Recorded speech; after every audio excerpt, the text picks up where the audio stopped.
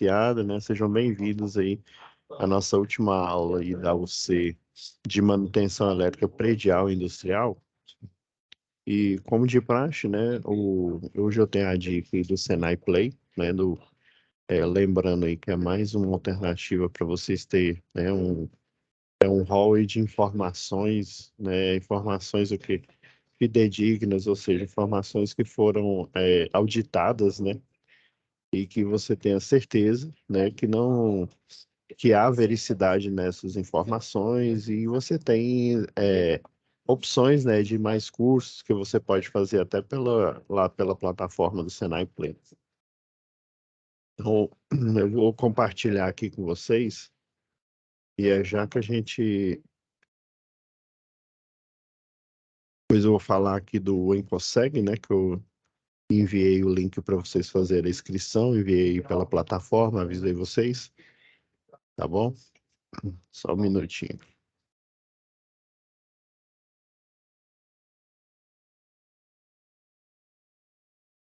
Compartilhar aqui.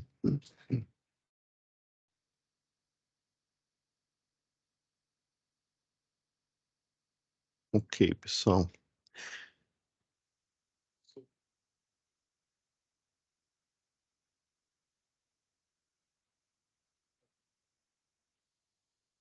Vamos lá, pessoal. Deixa eu dar o play aqui.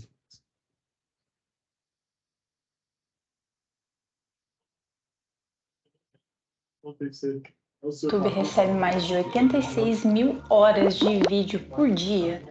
Isso é conteúdo para 3.600 dias ou quase 10 anos assistindo sem parar. Ninguém mais tem dúvidas sobre as possibilidades de se comunicar por vídeo e o YouTube é o lugar certo para isso.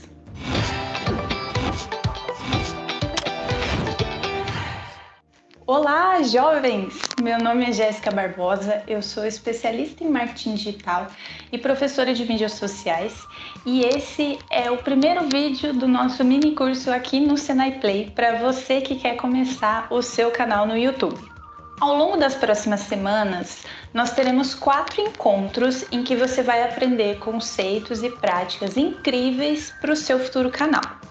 Eu quero começar te contando que tem bastante coisa que você precisa fazer antes de gravar o seu primeiro vídeo. A proposta desse mini curso é ajudar você a tirar suas ideias do papel e principalmente falar sobre aspectos importantes para quem está começando um canal. Pode ser que você já tenha uma certa intimidade com as câmeras ou não, ainda se sinta meio travado. Isso é normal. Então, isso tá, como se diz, meio Inception, né? Então, tem o canal aí do YouTube, né, do Senai Play. Então, esse é um curso que ensina você como que as métricas, né, que você tem que fazer, como que você tem que configurar, né?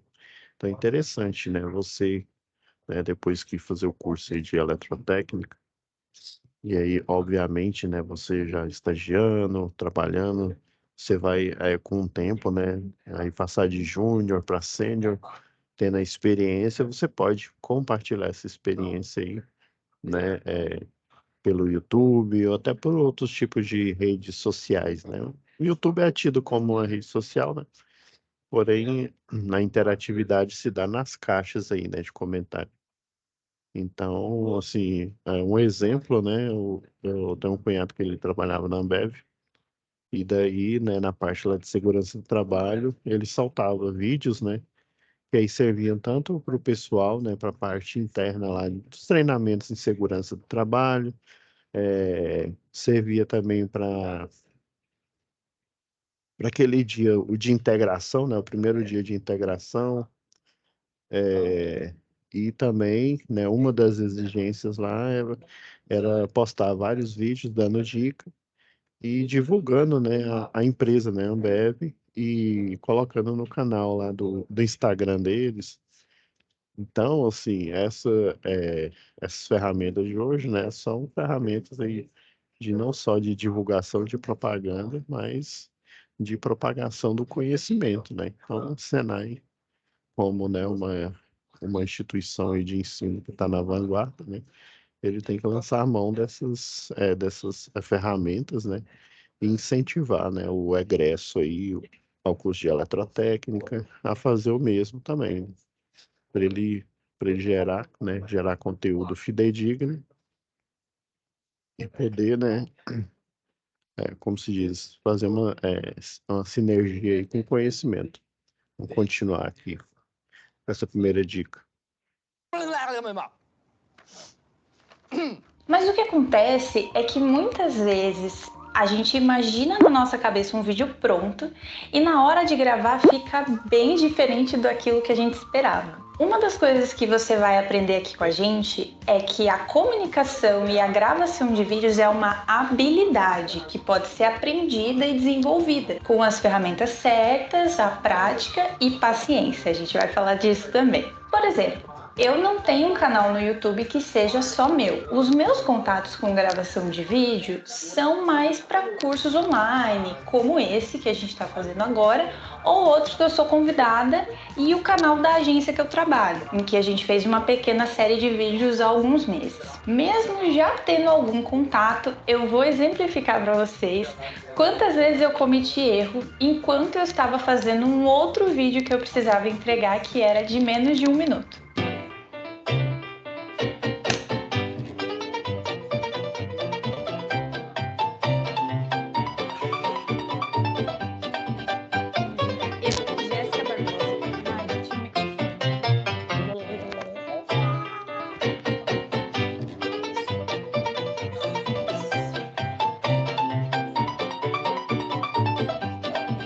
Esse era um vídeo, pessoal, em que eu tinha feito apenas uma pauta, ou seja, eu anotei os tópicos principais que eu queria falar e, como vocês viram, eu errei muito. Já nesse vídeo que você está assistindo agora, eu estou usando um aplicativo de leitura, em que eu escrevi tudo o que você ouviu até agora e estou lendo enquanto eu sou filmada. Inclusive, essa é a parte do vídeo que eu peço para você curtir esse conteúdo, porque no meu planejamento eu pude colocar uma chamada principal em que um ponto mais interessante do vídeo eu te convidava para essa métrica que eu quero medir depois. Isso também faz parte do planejamento que você precisa fazer antes de gravar e que nós vamos te ensinar aqui nas próximas aulas.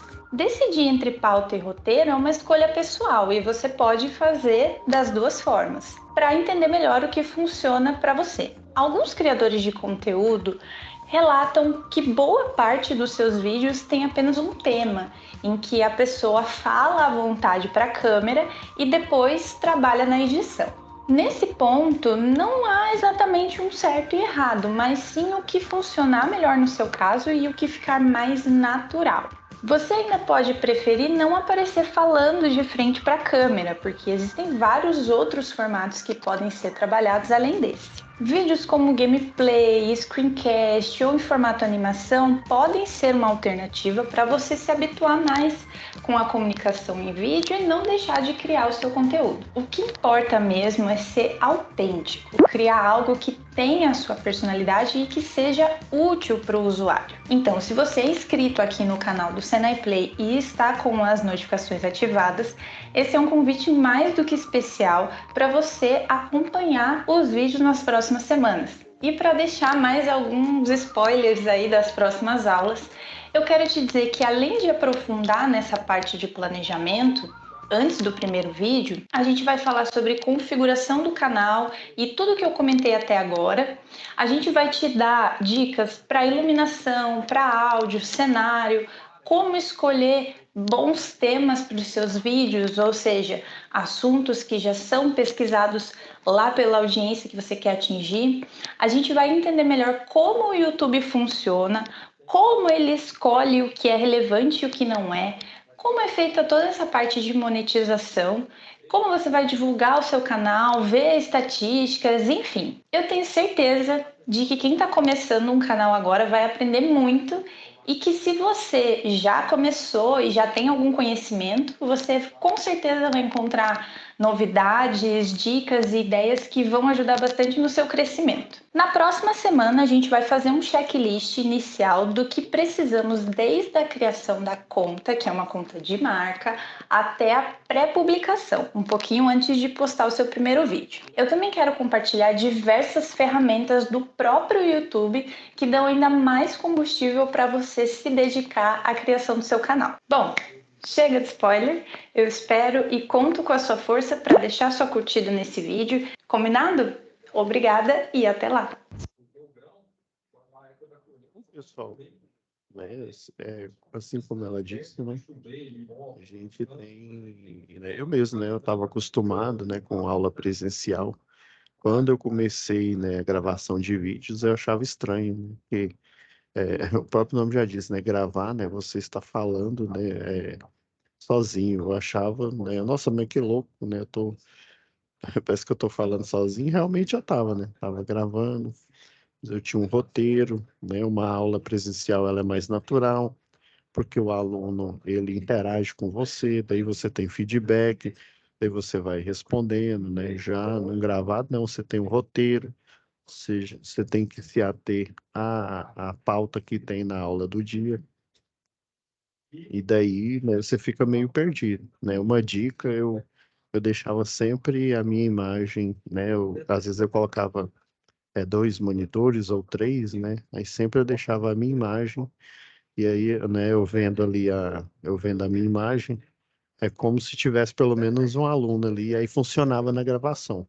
Aí hoje em dia, como eu estou mais acostumado, né, então eu não preciso mais desse gatilho. Mas, como se diz, é como... desculpa, gente. É como a gente, né, andar de carro e a gente aprende, né, e depois nunca mais esquece. E quanto mais aulas, né, mais vídeos você vai fazendo, você vai acostumando aí. Agora, pessoal, depois da dica aí, deixa eu tirar aqui, ó.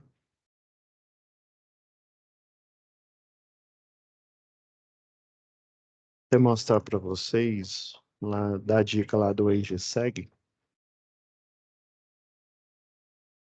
o navegador correto aqui, que aí fica mais fácil.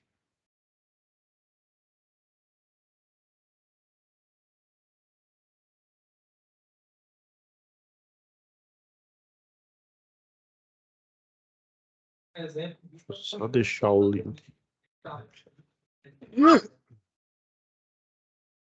O link que eu enviei para vocês, hoje é o primeiro dia, né? Já está acontecendo.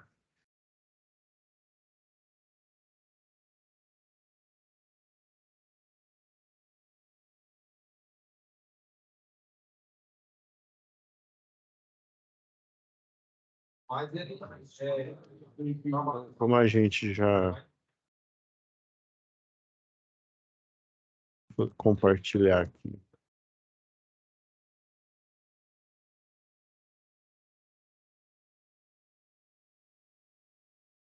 Né? Relembrando aí, pessoal, que a gente já finalizou, né, a instrução das três atividades aqui, ó, que é o memorial, relembrando, né, o memorial descritivo da sua residência, que você vai ter que fazer, né, encontrando as não conformidades e depois aplicando, né, fazendo esse memorial, a entrada de energia que você tem, os disjuntores, as proteções, né, como que eles se encontram, qual estado que eles estão, se estão em conformidade, né, com a NR10, NBR 5410, ok, você coloca lá, né, se não, aí você fala, olha, sei lá, vamos supor, tomadas com área molhada, por exemplo, né, na cozinha, em ambientes externos, é recomendável, né, você utilizar o disjuntor DR ou o módulo DR, né, que é para proteção de pessoas, aquele com sensibilidade de 30 miliamperes, né? Então, aí vamos supor que você tem uma tomada lá na garagem, ou seja, garagem, ambiente externo. E nessa tomada aí, ela está sendo tratada como uma tomada de uso geral. Ok, né? Pode até ser tratada como de uso geral, desde que a proteção suplementar, né, o dispositivo, né, com o DR, né, ele esteja, né, acoplado nesse circuito.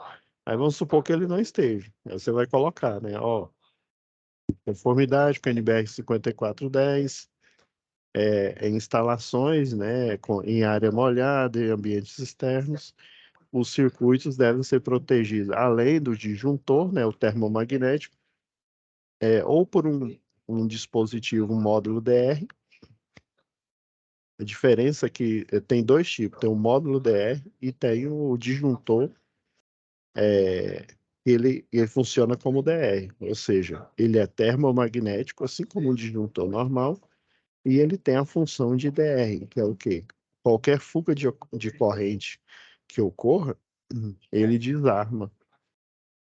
Ele faz o desarme do circuito, porque o disjuntor normal, relembrando, ele protege o cabeamento, mais conhecido como circuito, né? Em contrapartida, né, consequentemente, ele vai proteger os equipamentos, mas basicamente ele protege o cabeamento, e que, em consequência, né, vai proteger os circuitos. Aí já o DR é para proteção de pessoas. Então, se nessa não conformidade tiver isso, aí você fala, né, que vou ter que colocar disjuntor de DR em circuitos, né, de área molhada e área externa. Esse é um exemplo. O segundo foi a ordem de serviço, que até a gente falou umas 2 aulas atrás, mais ou menos. Você vai pegar um daquelas ordens de serviço lá do Hotel Eco Resort e fazer a ordem em conformidade com a OS, né? Aí vocês pegam, ó, já na atividade 3, elabora o plano de manutenção elétrica, né? É como, por exemplo, se tiver aterramento, como que você vai fazer essa manutenção? Você vai fazer inspeção visual,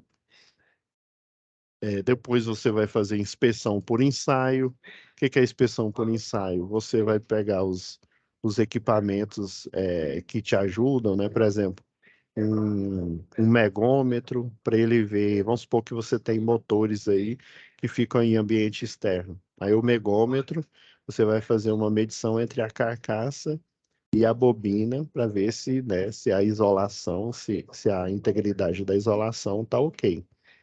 E é geralmente nesse laudo aí você gera uma anotação de responsabilidade técnica e geralmente o megômetro ele é aferido periodicamente. Você ainda tem que mostrar o certificado de aferição do equipamento que você utilizou, né, para fazer o teste de isolação, ou seja, uma inspeção por ensaio. Outro tipo de inspeção por ensaio, que eu dei o exemplo na aula passada, você utilizar um termômetro, seja aquele com a maletinha, né, que tem dois conector tipo jacaré e tem uma haste, né, ou então você utilizar, né, o que ele é mais prático, né, o alicate termômetro, que até eu mostrei aqui de um catálogo para vocês da Stack Instruments.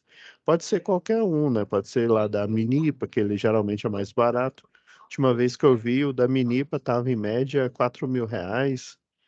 Esse da Stack ele não estava barato, não. Ele estava, se não me falha a memória, ele estava cerca de R$ 12.000, né?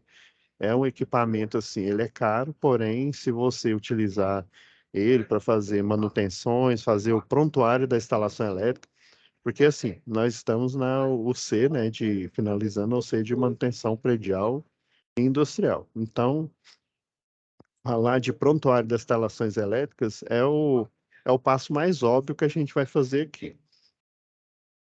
Então, eu deixei reservado hoje para a gente eu mostrar um prontuário das instalações elétricas, um já elaborado. Eu peguei aquele livro lá do Wagner Lobosco, né? Mostrei para vocês os anexos, né?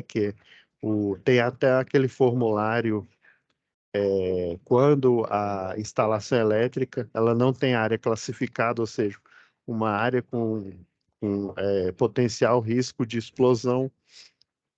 Daí você redige um documento. Daí o profissional, né, por exemplo,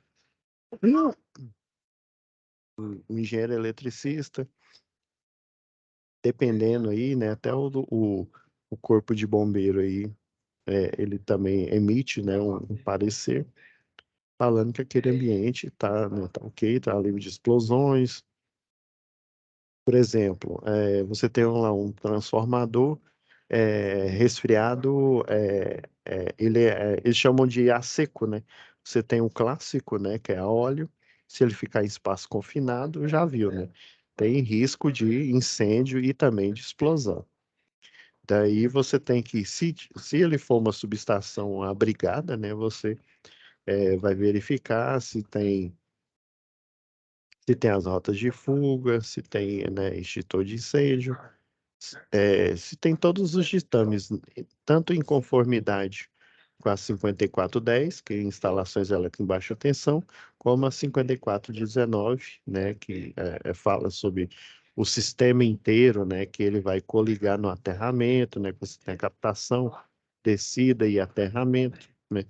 Você vai verificar se eles estão todos em conformidade e você vai emitir, né, esse papel, essa lauda, junto com a RT, né, atestando que aquela instalação, né, embora, né, ali ela tenha risco de explosão, ela está controlada. Ou ao contrário, né, é uma instalação, um local em que não há o risco de explosão. Daí você coloca, né, em conformidade com, né, não só a NBR 5410, né, mas aquela que gerou essa exigência aí do prontuário, que é a NR10, né, que é o Serviço de Instalações Elétricas, segurança, né, no Serviço de Instalações Elétricas.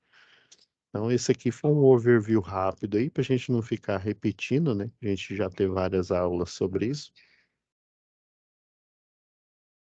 Aí eu vou mostrar aqui um prontuário, vou discutir passo a passo aqui, relembrando aí, ó, que eu mandei mais cedo para vocês. Mandei o link, ó. Esse link aqui tá eu mandei pela plataforma, né? Mandei o link para vocês fazerem a inscrição. Mandei até o link da aula que está acontecendo nesse momento aqui, ó. Já tá o do YouTube, né? Do primeiro dia, já tá aqui. Mandei esse link que vocês vão poder ver ele gravado.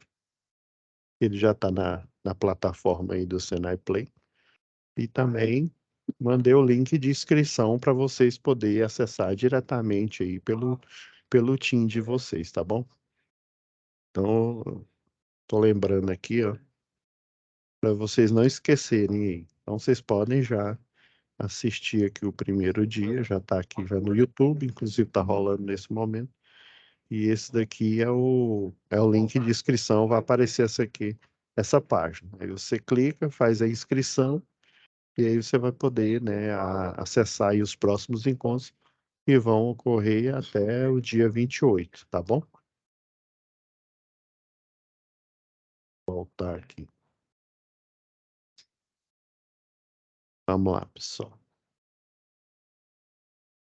Então, vou pegar aqui um prontuário. Eu já deixei aberto aqui. E pasmem, gente, quando eu fiz engenharia elétrica, eu tive uma matéria lá de legislação, né, na área da elétrica em geral, né? E daí quem ministrava ele era um advogado. Porém, ele não tinha, assim, ele tinha mais informações da área civil, né? No que tange aí a NR18, por exemplo, mas na parte da elétrica, assim, pouco ele sabia.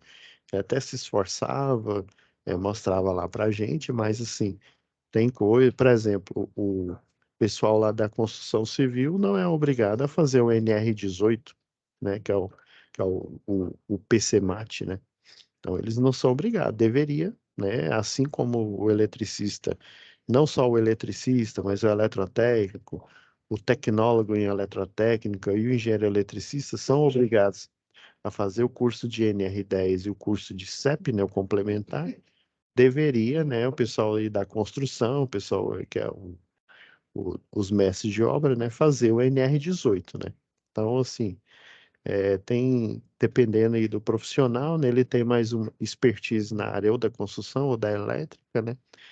Então, assim, aí felizmente, com um professor lá de eletrônica de potência, ele deu muitas dicas aí pra gente relacionado a prontuários, né? Ele já estava acostumado a fazer, né? Então, relembrando aqui na norma, é o item 10.2.4, e fala. E é igual eu falei, né, naquele dia lá, até a gente meio que brincando, né, que esse tipo de aula aqui, quando ela é mais descritiva, que você tem que ler tópicos, né, ainda mais quando a gente não tem o domínio. Por exemplo, a gente está lendo, a gente não está vendo nenhuma imagem, a gente não está, né, vendo nenhum vídeo, ou o procedimento feito em si, né? Fica mais aí no campo da abstração, né? Mas a gente vai é, destrinchar aqui, né? E mostrar para vocês aqui. Então, no termo jurídico, são essas alíneas, ó, a linha A, a linha B, C, até a linha G aqui, ó. Então, e esse é o manual, né, que foi elaborado logo após as últimas atualizações aí da NR10. Lembrando aí das aulas que vocês tiveram lá de segurança do trabalho, né? O Diário Oficial da União, e vem sempre mostrando as publicações, né? As novas NRs que vão acontecendo e as atualizações subsequentes da existente aqui, no caso da NR10.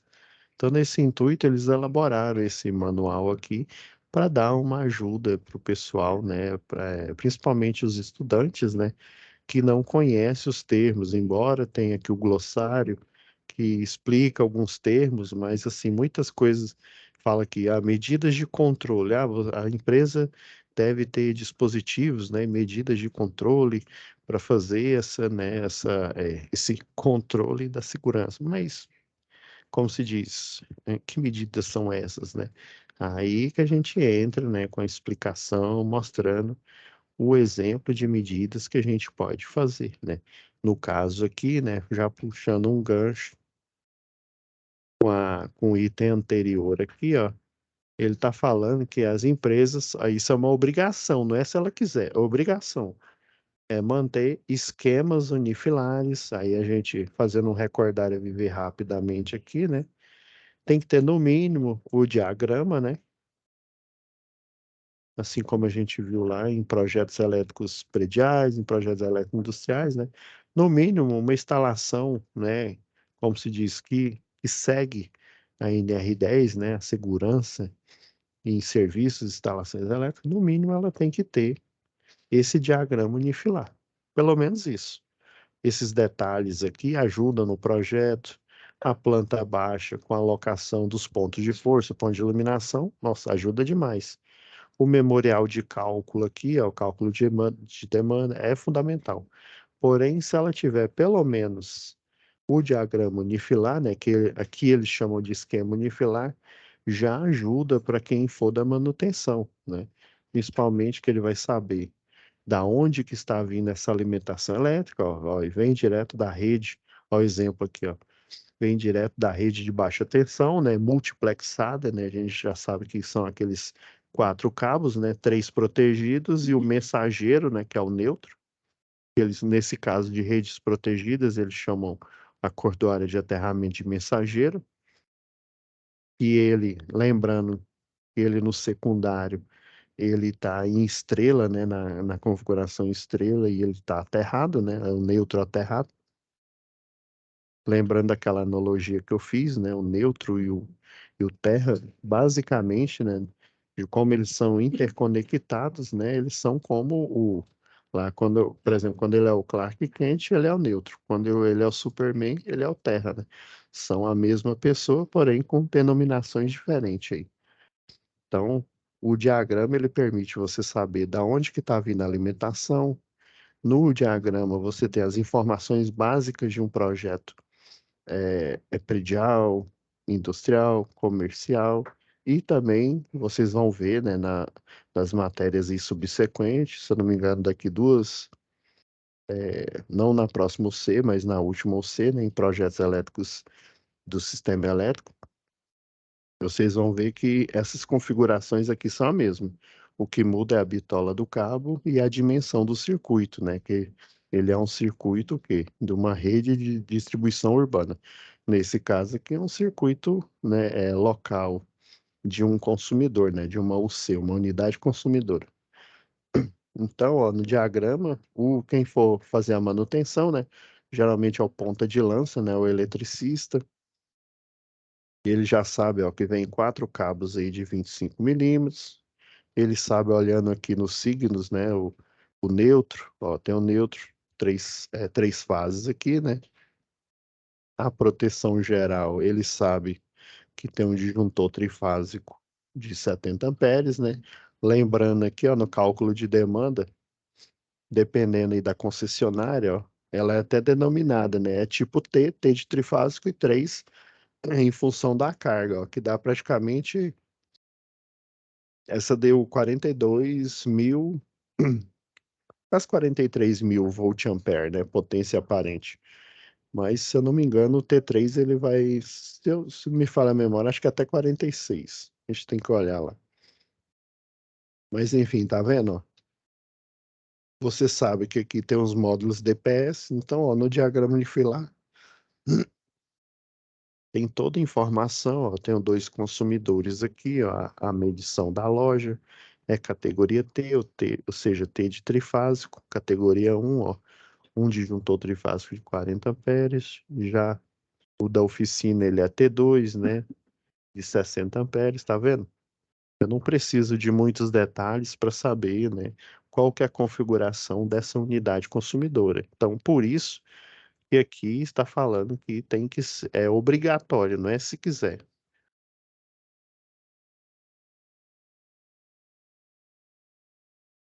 Tá vendo o quanto fica mais fácil, né, quando a gente descreve, a gente vê aqui a imagem, né, vê os parâmetros aqui, inclusive esse projeto aqui, ele tem o que é chamado, até nos livros lá na parte de programação, como boas práticas, né? No caso lá é programação, aqui são boas práticas de projeto. Você tem aqui no quadro, ó, a potência total instalada, ou seja, toda a potência alocada aqui ao somatório das potências individuais de cada circuito aqui, ó. Ó, o circuito 1, ó, 590 watts, e ele é de iluminação, né, geral. O circuito 2, ele é tomada de uso específico aqui, ó, já tem a potência, inclusive, ó, o interessante é que já tem a configuração do equilíbrio de fase aqui, ó. Cada fase, ó, o circuito 1 deverá ser alimentado pela fase A, o 2 pela fase B, o 3 pela A, o 4 pela B e assim por diante. Ele vai, assim, a gente olhando micro, né, no universo micro aqui, nossa, não está equilibrado, mas se você for lá no quadro de equilíbrio de cargas,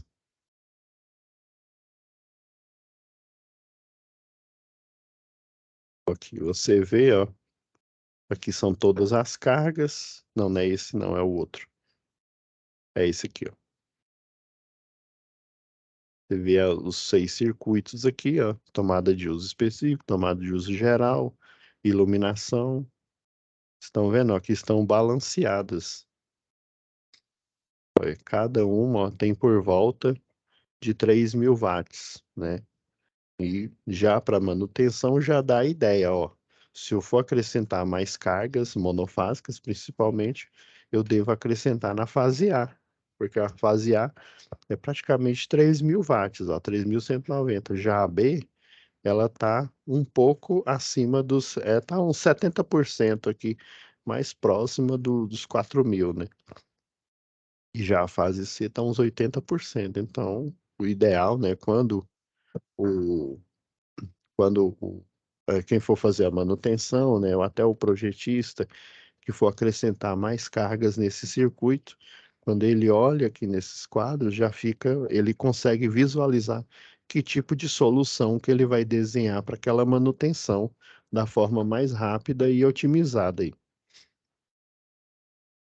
Então, então é isso, ó. Vocês estão vendo que, né, uma boa prática aí de projeto, você tem a carga total desse quadro específico, o tipo de medição, né? O geral, ó, sempre o geral, o conceito de redundância, né? Você tem que ter tanto no geral quanto no quadro terminal, né? Desse circuito aqui, ó, você tem 2 de 40 amperes, ou seja, você está em conformidade com a NBR 5410, carga, carga total.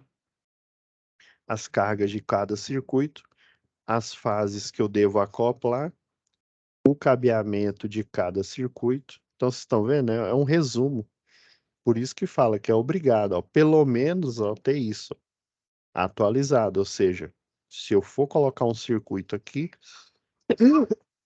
nesse quadro aqui, a gente viu lá no quadro de equilíbrio de cargas, né, que o ideal é acrescentar essa nova carga, caso ela seja monofásica, na fase A, né? Então, sei lá, eu preciso acrescentar, sei lá, 400 watts aqui. Então, eu vou pôr, né? Vou pegar os 400 watts, eu vou ver se essa carga ela é puramente resistiva ou se ela é indutiva. Provavelmente ou ela é resistiva ou ela é indutiva, né? Ou ela é uma máquina elétrica. Daí considerar, né, o fator de potência e conseguir, né, você dimensionar qual que é a corrente. Dimensionando a corrente, você vai acrescentar 5 amperes a mais e vai dimensionar o disjuntor.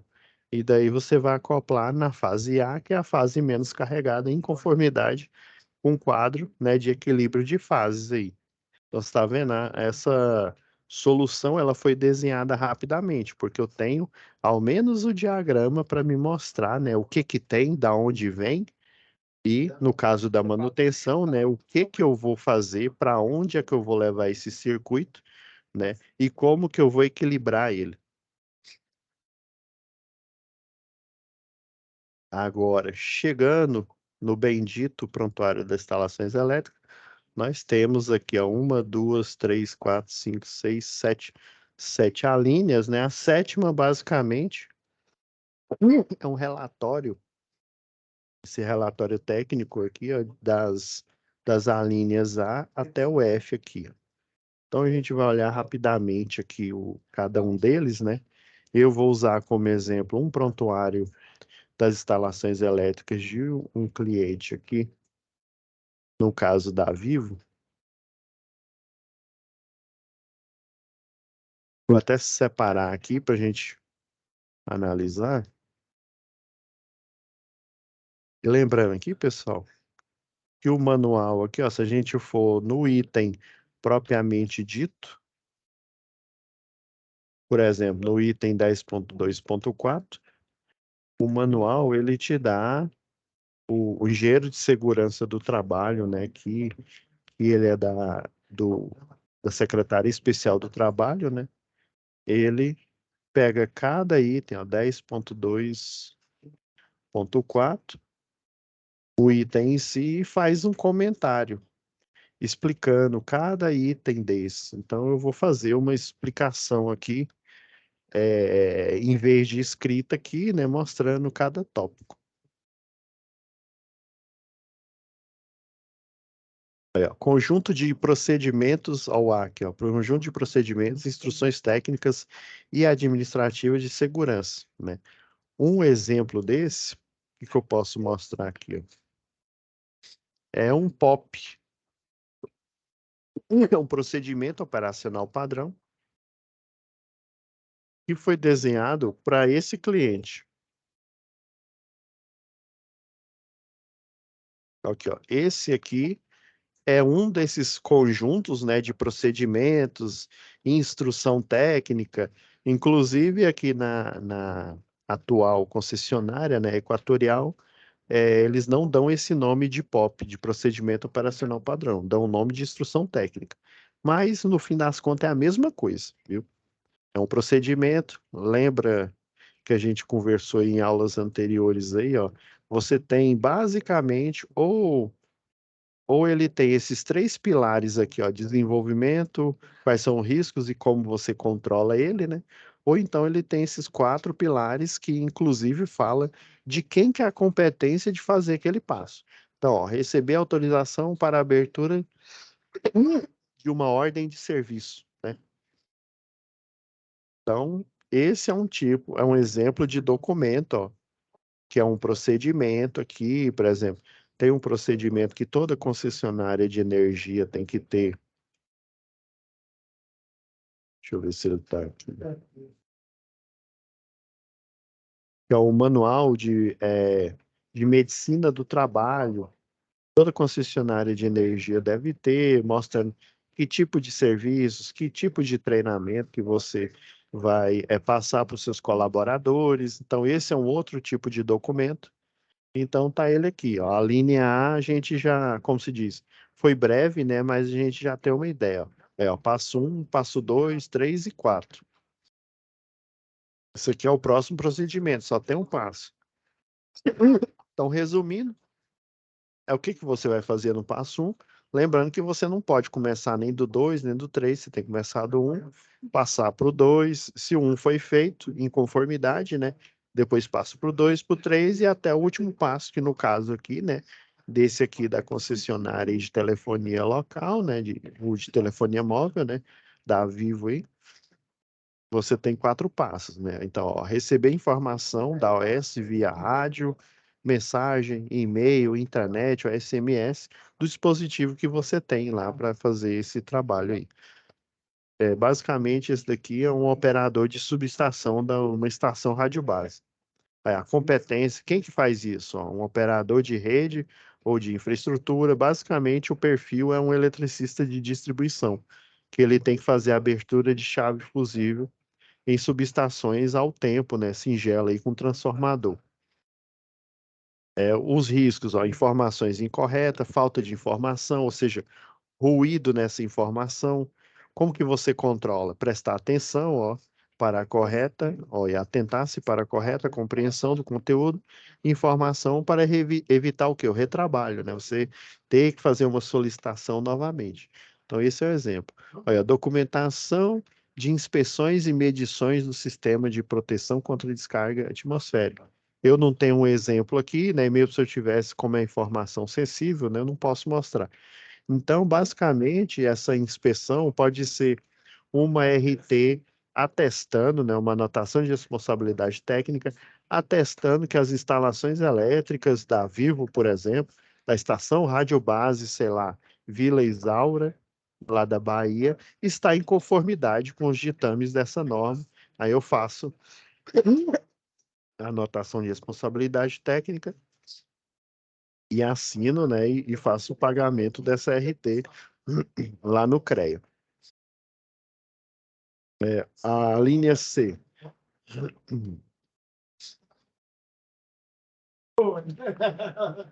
A especificação dos equipamentos de proteção coletiva e individual e o ferramental aplicados em conformidade.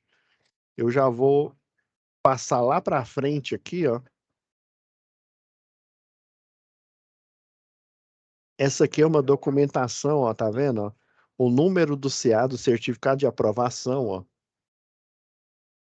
Ó, que equipamento de proteção individual é esse? É uma vestimenta de segurança tipo capuz. Ou seja, uma vestimenta com aquela com o tratamento de extinção de chama, né?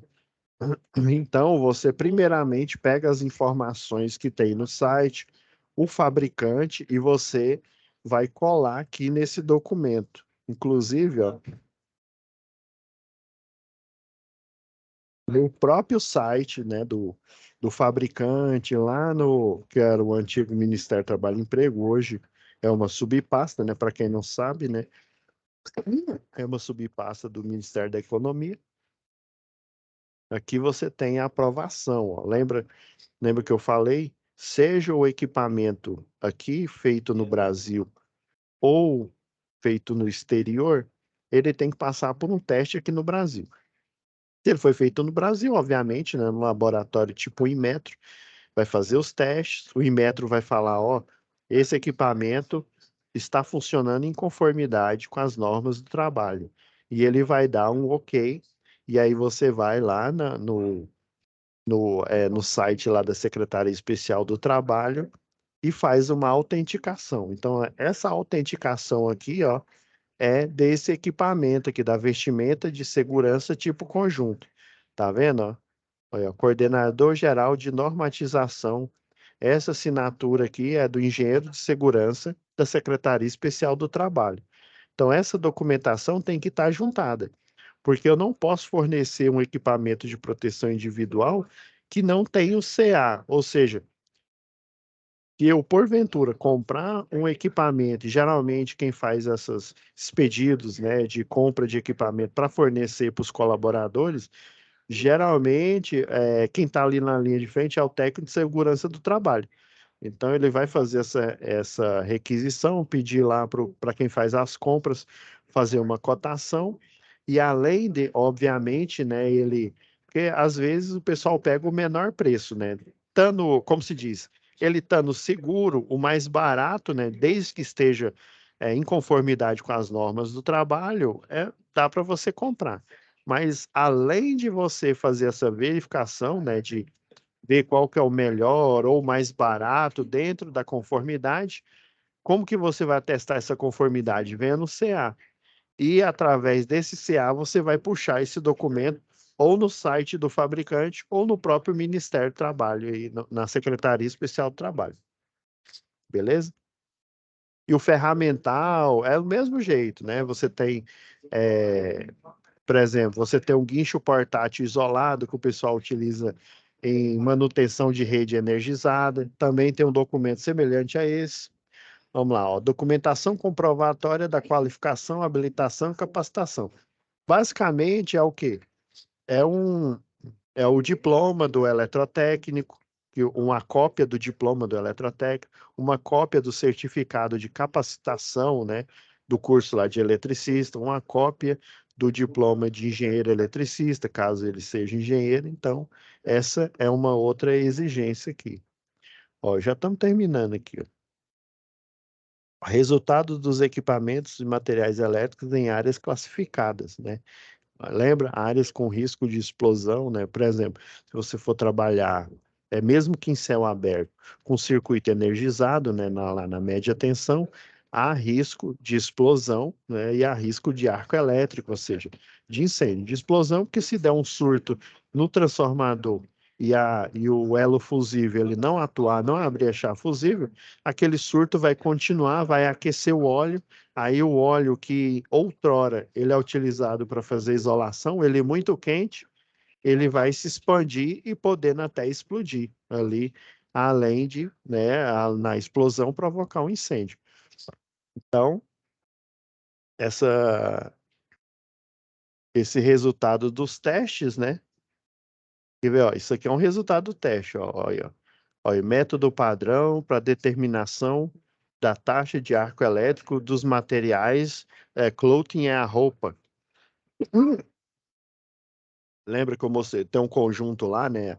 Tem a calça e a japona que o eletricista, né? Seja o distribuição de linha viva utiliza, que tem um tratamento químico lá, não sei o que lá, de prata, né? Se for para linha viva, e tem um tratamento químico para fazer com que a roupa ela não queime, né? Ou seja, ela se desfaça no processo lá de queima. E esses são os resultados aqui da Dupont do Brasil aqui, ó, resultados dos testes comprovando que essa roupa, né, ela foi testada em laboratório e foi aprovada. Beleza? Esse aqui é um exemplo. Certificado dos equipamentos e materiais em áreas classificadas, né? Do mesmo jeito. A certificação, ó, com os testes nesse laboratório, ó. Esse laboratório aqui, ó, de cinética, ó, de alta corrente, ó, laboratório de teste, né, de alta corrente. Esse aqui é o nome dele, né? Cinetics, ó, do Canadá, o teste sumário aqui do fabricante, a referência, né? O padrão de referência, os parâmetros do teste, né? Quantas calorias, né? Que até inclusive no quantas amperagem, né? 8 quiloamperes, né? E na tensão RMS.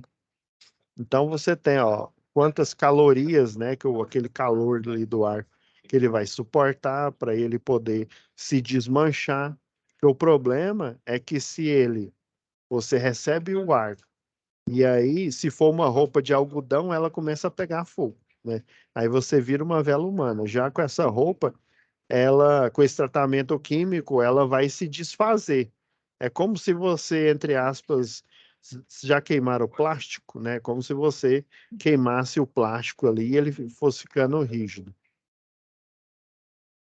Então é isso, pessoal. Olha, relatório técnico das inspeções atualizadas com recomendações, cronogramas e adequações, né? Caso tenham uma adequação a fazer, né? Inclusive até a última tarefa de vocês, né? Que é um relatório aí de inspeção, né? De manutenção, beleza?